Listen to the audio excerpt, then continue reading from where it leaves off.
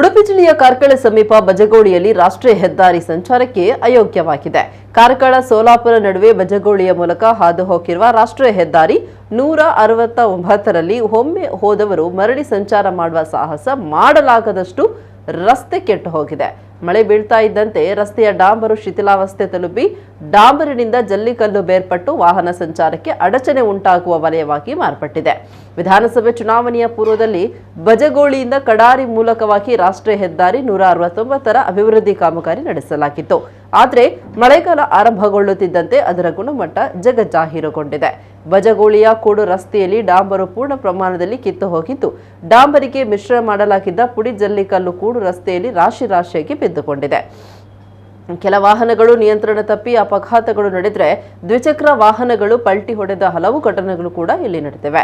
ಸಾರ್ವಜನಿಕರ ದೂರಿನ ಹಿನ್ನೆಲೆಯಲ್ಲಿ ಇದೇ ಪರಿಸರದ ರಸ್ತೆಯಲ್ಲಿ ಚೆಲ್ಲಾಪಿಲ್ಲಿಯಾಗಿ ಬಿದ್ದುಕೊಂಡಿರುವ ಜಲ್ಲಿಕಲ್ಲುಗಳನ್ನು ಕಾರ್ಮಿಕರು ಬ್ರಷ್ ಮೂಲಕ ತೆರವುಗೊಳಿಸುವ ಪ್ರಕ್ರಿಯೆ ಕಳೆದ 1 ವಾರದಿಂದ ನಿರಂತರವಾಗಿ ನಡೆಸ್ತಾ ಇದ್ದಾರೆ.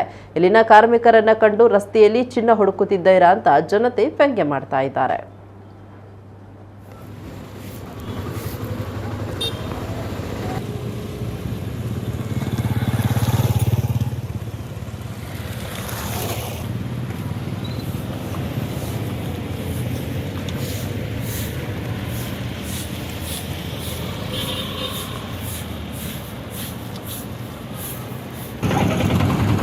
ಅಣ್ಣ, ಏನು ಚಿನ್ನ ಹುಡುಕ್ತಾ ಇದ್ರೆ ಹೇಗೆ ರಾಷ್ಟ್ರೀಯ ಹೆದ್ದಾರಿಯಲ್ಲಿ?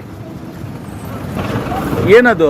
1 ವಾರ ಆತ್ರಿ. ಈಗ ಮಳೆ ಒಂದು ಬರಾಕುಂತೈತಲ್ರಿ, ಮಳೆ ಬರಾಕುಂತೈತಲ್ರಿ, ಅದ್ರ ಸಂಬಂಧ ಈಗ ನೆಲ ಒಣಗ್ಬೇಕಲ್ರಿ, ಅವಾಗ ಟಾರ್ ಆಕೈತಿ.